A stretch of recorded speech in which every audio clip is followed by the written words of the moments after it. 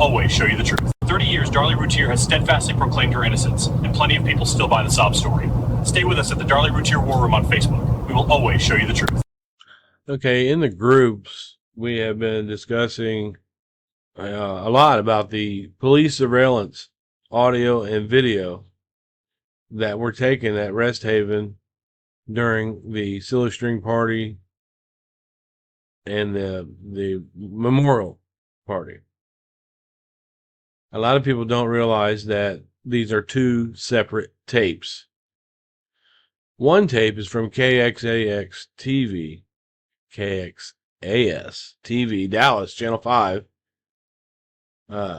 Joe Munoz.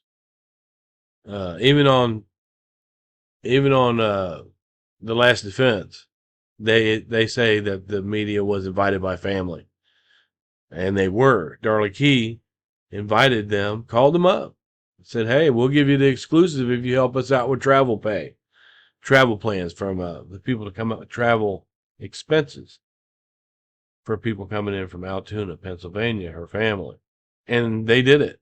I'm going to find out more about that.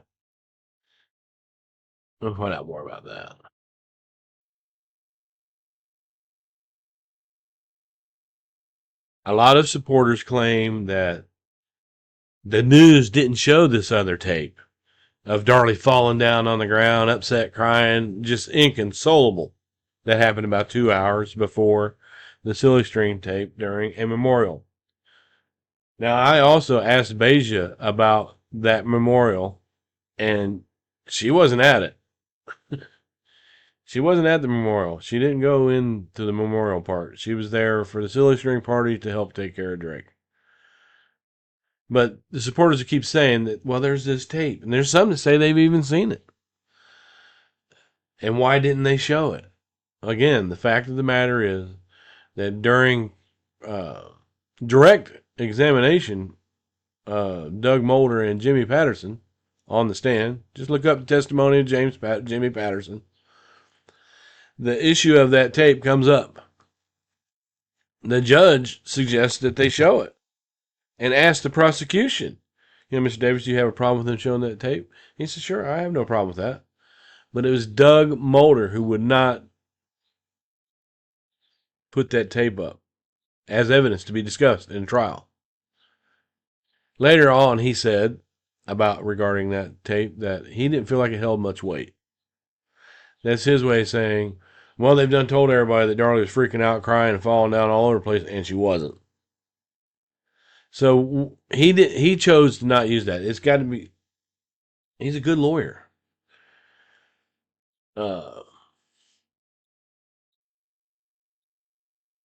He also was a dirty prosecutor. If you look up the Thin Blue Line, the Randall Adams case there in Texas, where he was falsely accused of killing a police officer in the early 70s, Doug Mulder was the one who prosecuted him, and he was exonerated. So at this, so him not wanting to present the tape should be a big red flag to, hey, what they say is on the tape is not on the tape. So we were trying to figure out why the public always hears about this tape, but we don't see it. That's what brings us to Charles L. Samford. Now, I did an interview with him years ago, and it's not available anymore. And I did not ask him this question, and I should have.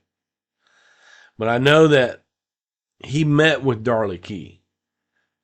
And there's a picture of him online holding up the Media Tried, Justice Denied book that Mama Darlie just gave him. Juror who sentenced a woman to death, only to find out you just couldn't live with your decision.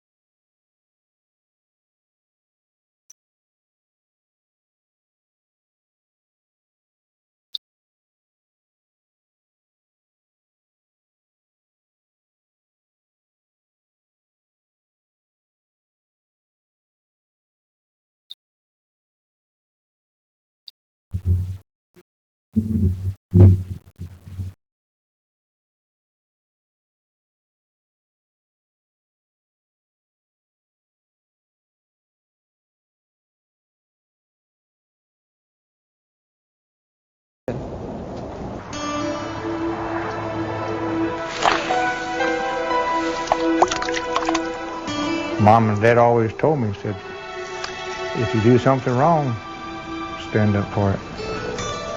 And be accounted and make it right if you can.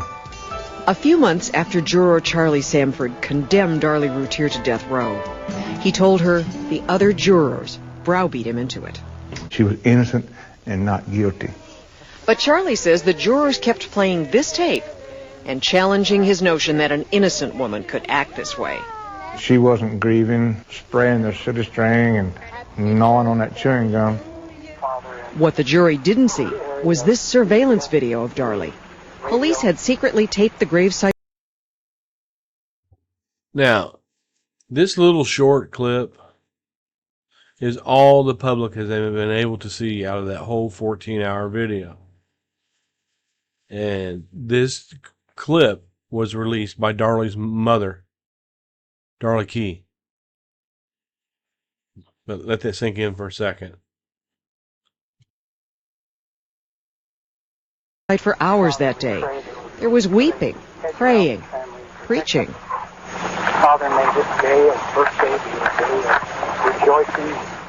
There was Darlie's sister. The silly string was her idea. The dead boys had loved it. I got you some snaps with some silly string, okay? But this video was not okay. There were questions about its legality. And when the trial judge raised them, there was a heated argument in the courtroom. Lead investigator in this case pled the Fifth Amendment and refused... About the videotape that the police department had made? Correct. Why did he do that? He was persuaded that he was exposed to criminal prosecution for his act.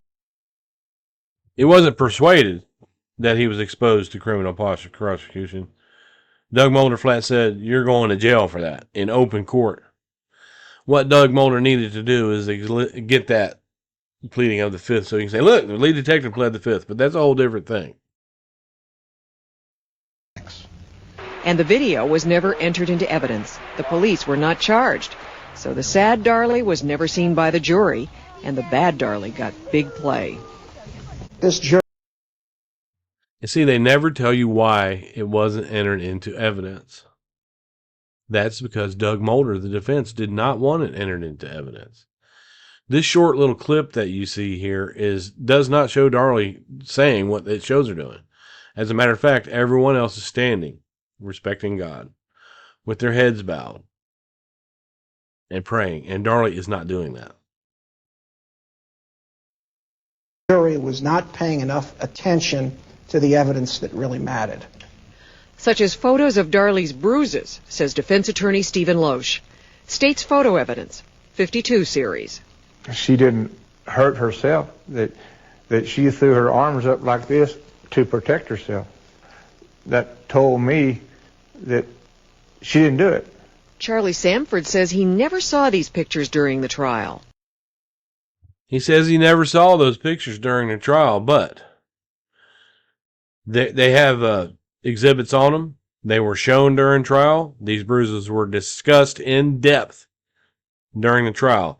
Even Dr. Alex Santos, his remarks regarding those bruises were that they didn't come from any event that occurred on 6/6/96, and he felt they happened maybe 48 hours after that. The nurses that attended to Darlie did not see the beginnings of any bruises like that, and they testified as such. The black arms? Yeah, see, they didn't show us that. He says they didn't show it, but they did. And even Barbara Davis admits it, the one who wrote Precious Angels, the one who said that Darlie was innocent after she wrote that book. Guilty. They sure did show it, but they mixed it in with 1,000 other things, and the jury wasn't going to look at that. Barb Davis claims to have not seen these pictures, but they're in her book, Precious Angels.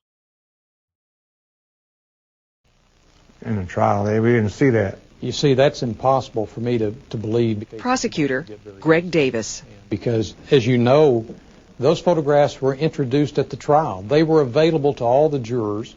Is it possible, Charlie, that the only ones that you remember are those? No, we didn't see those.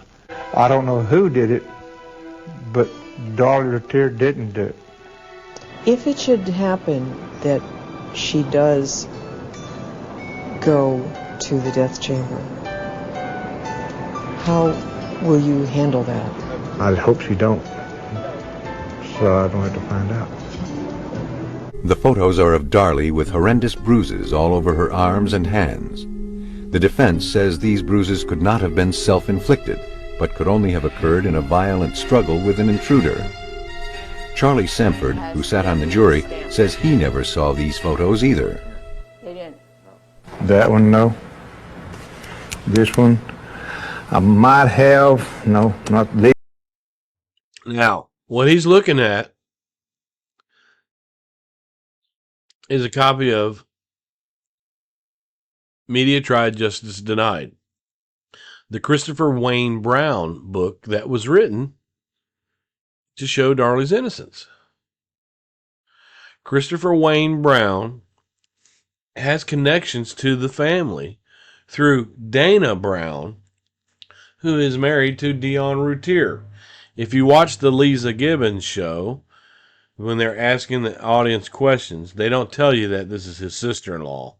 But they ask Dana, Lisa asks Dana a question, she stands up. Sitting right next to her is Darren's brother, Dion. They don't tell us that. But anyways, Christopher Wayne Brown has that connection with the family, even though it's very slight. So they knew that ahead of time. This book was given to Charles Samford by Darlie Key, who got a hold of him and played on him. These three I didn't see. If I had seen these during the trial, she, as far as I'm concerned, she'd be home with her family right now and not where she's at. But another juror remembers seeing them. I don't know if it was while she was on the stand or if it was her husband that was on the stand. But we saw those pictures, and the bruises were on the inside of her arms. After I saw the pictures that made me know that she wasn't guilty, all the ones that we didn't see during the trial, after I saw those pictures, then that just made me feel more so that she's not guilty, that she did not do it to herself. Here's another picture showing the bruising on her arms that supposedly she inflicted on herself, at least according to the prosecution. Boom. Now, he's saying she inflicted those bruises on herself according to the prosecution. That means it was discussed in open court, and this is Darlie's appellate attorney. Boom. As stated by the prosecution. Let's hear that again, just for clarification. That supposedly she inflicted on herself, at least according to the prosecution. So you can see that those bruises were discussed because this lawyer knows about it. And he wasn't even in the courtroom. Charles Samford was sitting right there. The reason for coming forward is after a few months of thinking about it and what I should have done and what I didn't do is follow my heart. And back when I was growing up, well, my parents always told me if I did something that's not right, well, make it right. Darlie's family contends that the photos of her extensive wounds were not properly presented to the jury. After the trial, one of the jurors who convicted Darlie, Charles Samford, had a chance to take a close look. Notice they said that Darlie's family said that those pictures were not presented to the jury, and they know better because they were there. They know that those were presented. So they're lying right off the tip. And another one we can go to is about the knife going through one of the bodies. That came from the family too, and then they denied it after the autopsy reports were made public. But anyways. Look at the pictures. After I saw the pictures that made me feel that she's not guilty. She did not cut herself, and that she put up a heck of a fight to protect her own self. Even Darlie admits that she wasn't fighting. She's, because on the 911 call, she says, you could hear her say I was fighting. And Alan Brantley from the FBI profilers, he concluded that there was minimum amount of damage to the physical property, and it didn't show a fight, but the maximum amount of damage was done to the boys. So Darlie said, "No, that's not what I said. She said, I said I was frightening. I'm frightening, not fighting." She changed that herself. And everybody, and Barb Davis says, "It looked like somebody beat the hell out of her. She was fighting back. She was fighting back," but Darlie herself said she wasn't fighting. I believe with all my heart that Darlie Routier is innocent. There's not a doubt in my mind. As I understand it, this verdict has left a lot of people in your community pretty upset. My team and I are here to reinvestigate. As supervisor of the reinvestigation, it's my responsibility to keep the detectives objective. So what is really so disconcerting to you about this case? It's a death row case. I was on the jury, and I wanted to change my verdict from guilty to not guilty. During the trial, the attorneys were keeping it from seeing all the evidence. And how many years now is this person in jail? 16 or 17 years. And it's not easy knowing that someone's paying for something that they didn't do. As I told you, my team and I were conducting this reinvestigation, and then when we finished, I would bring them back to explain our theories, okay? We got all the facts in this case that were available to us.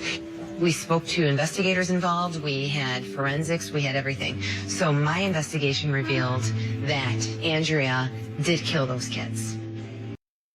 They're using the different names for the, I think it was Andrea and something else for Darlie and Darren because of liability. Forensically speaking, this case is pretty much locked. But I think it's hard for people to understand that this beautiful, blonde, young lady viciously stabbed her kids to death. And it's just not something that people want to accept.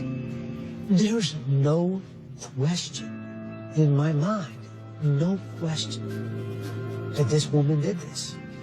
She is where she is because of her actions, not because of you. I don't think you did anything wrong. You really don't. Why do you feel better about yourself? I do, because I never have had this explained to me in this order. Charlie Samford was a juror at Darlie's trial. When you do something and it's right, after a while you settle. This never would settle. It never would leave me alone.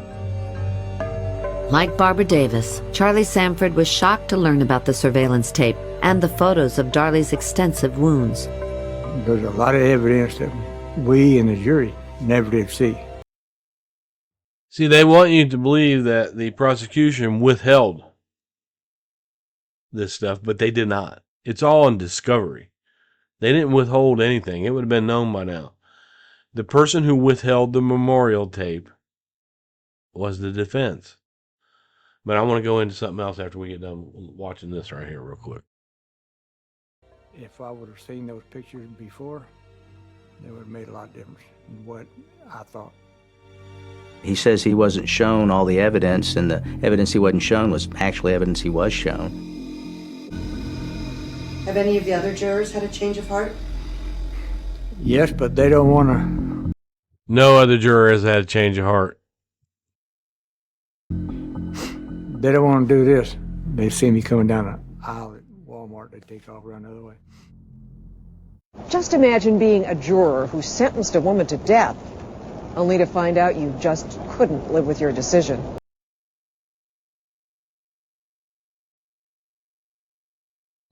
Let's talk more about the affidavit of Charles Samford, okay? This was filed in District Court number 3, Dallas County, and I'm trying to find the date in 2002. Remember, a lot of these affidavits that came out, Darren's, Robbie Keys, Charles Lynch, I believe, they all came out around the same time because they thought that the audio tapes wouldn't be able to reconstruct the transcripts, and they thought they were going to get a new trial based on that, and they didn't get a new trial. What he doesn't Now, before me, the undersigned notary on this day personally appeared Charles L. Samford, a person whose identity is known to me.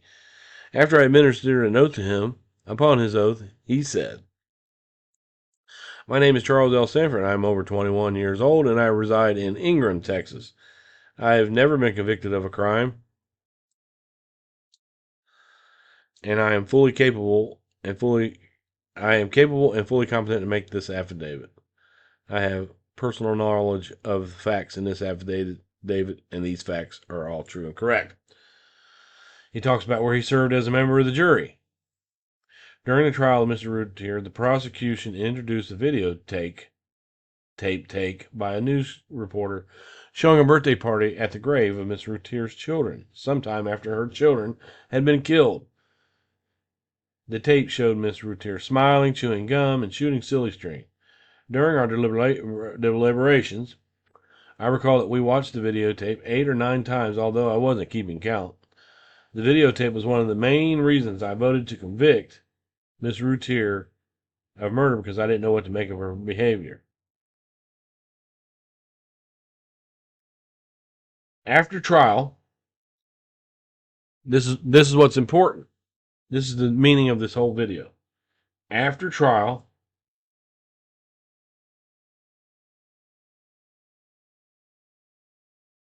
I was shown another videotape that I was told was taken by police at the grave site the same day.